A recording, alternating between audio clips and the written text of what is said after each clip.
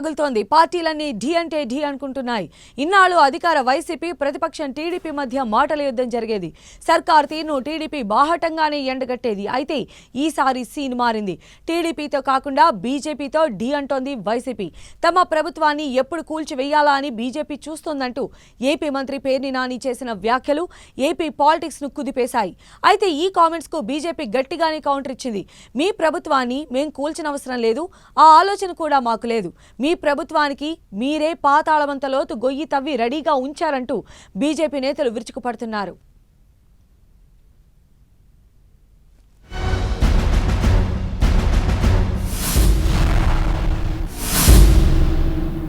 రాజకీయంగా ఒకటి వెనకాల ఒకటి గొయ్యి తీసుకుంటాం అనేది రాజకీయ పార్టీలో జరుగుతున్నదే. బీజేపీ ఒక రాజకీయ పార్టీ, అదేమి నాన్ గవర్నమెంట్ ఆర్గనైజేషన్ కాదుగా బీజేపీ.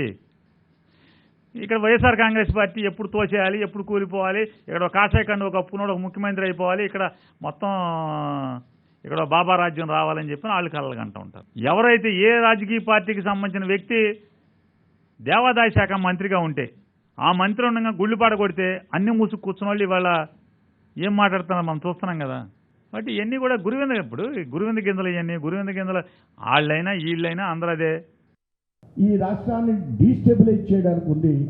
కాషాయ కండువా కట్టుకున్నటువంటి వ్యక్తి ఈ రాష్ట్రానికి ముఖ్యమంత్రి కాబోతున్నారు అనేటువంటి బ్లెస్సింగ్స్ ఇచ్చాడో కంగారు పడ్డాడో మనకు తెలియదు, కానీ డీస్టెబిలైజ్ చేస్తాం ఆంధ్ర రాష్ట్రాన్ని. వారు చేసే తప్పుల్ని వెలుగెత్తి చూపించవలసినటువంటి బాధ్యత భారతీయ జనతా పార్టీ మీద ఉంది. బాధ్యత గల పార్టీ, సమాజ సేవతో ఆలోచన చేసేటువంటి పార్టీ. ఆ పార్టీ ఆ విధంగా మాట్లాడుతూ కొన్ని కార్యక్రమాలు తీసుకుంటే దాంట్లో డీస్టెబిలైజ్ అయిపోతుంది.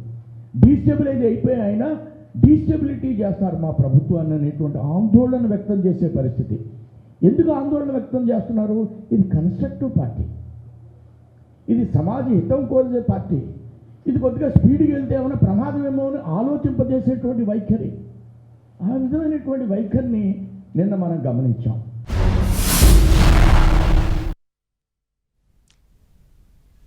అసలు వైసీపీ బీజేపీ మధ్య ఈ స్థాయిలో మాటల యుద్ధం జరగడానికి రీజన్ ఏంటి? మంత్రి పేర్ని నాని ఇంత తీవ్ర వ్యాఖ్యలు ఎందుకు చేశారనేది ఇప్పుడు హాట్ టాపిక్ గా మారింది. కొన్నాళ్ల కిందటి వరకు ఏపీలో రాజకీయంగా వేరువేరుగా కనిపించిన కేంద్ర స్థాయిలో వైసీపీ బీజేపీ ముఖ్య నేతల మధ్య సత్సంబంధాలే కొనసాగాయి. కానీ పార్లమెంట్ సమావేశాలు ప్రారంభమైనప్పటి నుంచి వైసీపీలో ఒక్కసారిగా మార్పు వచ్చిందని విశ్లేషకులు అంటున్నారు. జగన్ బెయిల్ రద్దు పిటిషన్ దాఖలు చేసిన రఘురామరాజు విషయంలో వైసీపీ కోరిన విధంగా చర్యలు తీసుకోకపోవడం ఏపీ అధికార పార్టీ నేతలకు రుచించటం లేదన్నది పొలిటికల్ సర్కిల్లో టాక్. దీంతో వైసీపీ నేతలు బీజేపీని టార్గెట్ చేస్తున్నారనే వాదన వినిపిస్తోంది. ఒకవైపు బీజేపీకి దగ్గరయ్యేందుకు టీడీపీ ప్రయత్నిస్తోందనే ప్రచారం జరుగుతోంది. గతంలో కేంద్రంపై విమర్శలు చేసిన చంద్రబాబు ఇప్పుడు బీజేపీతో మిలాఖత్ సంకేతాలు పంపిస్తున్నారనే టాక్ ఉంది. ఇలాంటి పరిస్థితుల్లో బీజేపీకి అవసరమైన ప్రతి సందర్భంలో తాము బీజేపీకి సపోర్ట్ చేశామనే విషయాన్ని వైసీపీ నేతలు గుర్తు చేస్తున్నారు. అయినా కూడా పోలవరంలో సవరించిన ధరలకు ఆమోదం తెలపకపోవడంతో వైసీపీ నేతలు అసహనంగా ఉన్నారు. ఇక ఆర్థిక వ్యవహారాల్లో జరుగుతున్న పరిణామాల విషయంలో కూడా వైసీపీ సీరియస్ గా ఉందంటున్నారు విశ్లేషకులు. దీంతో బీజేపీకి పూర్తిగా సహకరిస్తున్నా తమకు మాత్రం వారి నుంచి ఎటువంటి ప్రయోజనం కలగటం లేదని భావన వైసీపీలో కనిపిస్తోంది. దీంతో బీజేపీని కూడా ఇతర పార్టీలానే కార్నర్ చేయాలని వైసీపీ డిసైడ్ అయినట్లు తెలుస్తోంది. తాజాగా జరిగిన మంత్రివర్గ సమావేశంలో కూడా బీజేపీ టీడీపీ నేతలు చేసే విమర్శలకు గట్టిగా కౌంటర్ ఇవ్వాలని సీఎం జగన్ ఆదేశించినట్లు తెలుస్తోంది. అందులో భాగంగానే కేంద్ర ప్రభుత్వం చేస్తున్న అప్పుల ప్రస్తావన తెచ్చిన పేర్ని నాని కాస్త ఘాటుగానే విమర్శలు చేశారని విశ్లేషకులు అంటున్నారు. అప్పుల విషయంలోనే కేంద్రం చేస్తే ఒప్పు, మేం చేస్తే తప్ప అంటూ ప్రభుత్వ సలహాదారు సజ్జల రామకృష్ణారెడ్డి కూడా డైరెక్ట్ గానే బీజేపీని కార్నర్ చేశారు. లేటెస్ట్ అప్డేట్స్ చూస్తుంటే వైసీపీ అవసరమైతే బీజేపీతో ఇక తాడో పేడో తేల్చుకోవడానికి సిద్ధపడినట్లుగా కనిపిస్తోందంటున్నారు విశ్లేషకులు. అటు ఢిల్లీలో పార్లమెంటు వేదికగా కేంద్రంపైన ఒత్తిడి తెచ్చే వ్యూహం, ఇటు రాష్ట్రంలో సైతం బీజేపీని నేరుగా కార్నర్ చేయాలని వైసీపీ డిసైడ్ అయినట్లుగా తెలుస్తోంది. దీంతో రానున్న రోజుల్లో వైసీపీ వర్సెస్ బీజేపీ ఫైటింగ్ తీవ్ర స్థాయికి చేరుకునే అవకాశాలు కనిపిస్తున్నాయి. స్టీల్ ప్లాంట్, పోలవరం, జలజగడం, ప్రత్యేక హోదా వంటి అంశాల్లో నిలదీయడానికి వైసీపీ సిద్ధమవుతోంది. మరి బీజేపీ ఏ రకంగా వీటిని ఎదుర్కొంటుంది? ఏపీ బీజేపీ నేతలు ఏ రకంగా కేంద్రం తీరును సమర్థించుకుంటాయన్నది ఆసక్తిని కలిగిస్తోంది. మరోవైపు వైసీపీ నేతలు బీజేపీతో ముందు ఇదే వైఖరి అవలంబిస్తారా, లేక ఒక్కసారే కౌంటర్ ఇచ్చి ఊరుకుంటారా అనే విషయంపై క్లారిటీ రావాల్సి ఉంటుంది.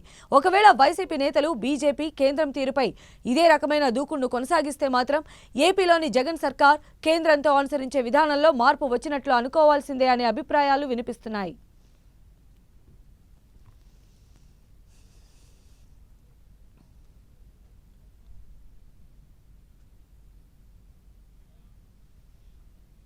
ఏపీ ప్రభుత్వానికి బీజేపీ రాష్ట్ర అధ్యక్షుడు సోము వీర్రాజు సవాల్ విసిరారు. ఏపీకి ఏం చేశారన్న మంత్రి పేర్ని నాని వ్యాఖ్యలకు సోము వీర్రాజు కౌంటర్ ఇచ్చారు. అభివృద్ధిపై ఎప్పుడైనా చర్చకు సిద్ధమని సవాల్ విసిరారు. బాబాలను కాషాయాన్ని విమర్శించే హక్కు పేర్ని నానికి లేదన్నారు సోము వీర్రాజు. తమ బాబా 500 మంది గూండాలకు హతమార్చారని తెలిపారు. మీ బాబా ఎంతమంది గూండాలపై కేసులు పెట్టారో చెప్పాలని సోము వీర్రాజు డిమాండ్ చేశారు.